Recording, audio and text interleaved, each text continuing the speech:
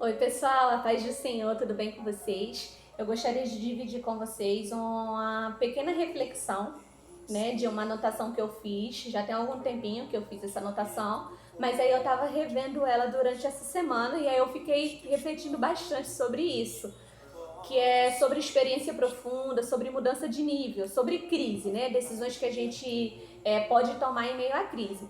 E aí eu destaquei aqui 3 tipos de decisões que a gente pode tomar em meio à crise. E a gente está vivendo uma crise, né? Uma crise que a gente não tem como fugir dela. E na verdade a primeira opção é justamente essa, é fugir da crise, é fugir da dificuldade. Muitas vezes diante de algumas coisas que a gente passa, a gente acaba fugindo, né? Na primeira tentativa não dá certo, não vou tentar, vou desistir, chega, não quero nem tentar, não deu certo a primeira vez, então vou desistir, vou fugir, não vou mais fazer nada. E a gente acaba fugindo daquilo, a gente acaba desistindo sem ao menos tentar. A segunda decisão que a gente pode tomar em meio a tudo isso é suportar essa provação, é suportar essa crise que você está vivendo e esperar a intervenção de Deus. É você acreditar que isso vai passar, que isso faz parte do processo. E a terceira, que se encaixa com a segunda, é você usar tudo isso, toda essa situação que você está passando, toda essa crise, todas essas dificuldades que você tem enfrentado, é você usar isso como um aprendizado para o seu futuro. Porque o plano de Deus, ele não vai se frustrar na sua vida. O plano de Deus não vai mudar porque você está passando por uma crise, porque você está passando por uma dificuldade. Não, as dificuldades, ela faz parte do processo. Então não se desanime diante da crise, não se desespere, não pare, não retroceda, sabe? Não desista. Pelo contrário, olha para o alto, que é de lá que vem o nosso socorro. A palavra de Deus diz, né? É do alto que vem o nosso socorro. Então, pede direcionamento a Deus, pede forças para Deus. E nesse momento que a gente não tá podendo ir para a igreja, né? A gente não pode se ver, a gente não pode adorar o nosso Pai na casa dele como a gente gosta. Mas a igreja somos nós. O templo está fechado? Sim, está fechado. Mas a nossa casa também é templo do Espírito Santo. O nosso quarto também é templo do Espírito Santo.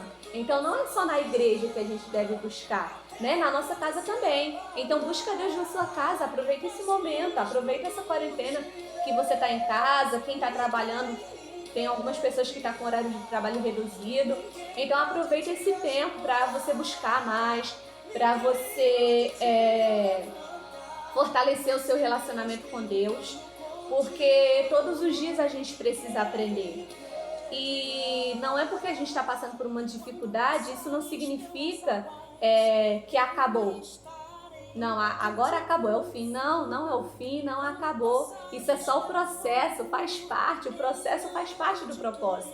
Então não desiste, continua, sabe? Continua buscando, continua se fortalecendo, continua orando, porque o plano de Deus, ele não vai se frustrar na sua vida. O barco pode balançar, você pode não ver alternativa, você não pode ver solução, mas o nosso Deus é o Deus que faz milagre, é o Deus que ele abre caminho no deserto, ele faz caminho no deserto. O barco está balançando, mas Jesus vem aí, ele vem andando sobre as águas com o seu milagre, ele te estende a mão, então segura na mão dele e continua, segue firme, aproveita esse tempo para ter mais intimidade com Deus. Aproveita esse tempo para se dedicar naquilo que Deus tem na sua vida, porque Deus tem um chamado na sua vida, Ele tem um chamado na minha vida. Eu achava que eu não sabia fazer nada.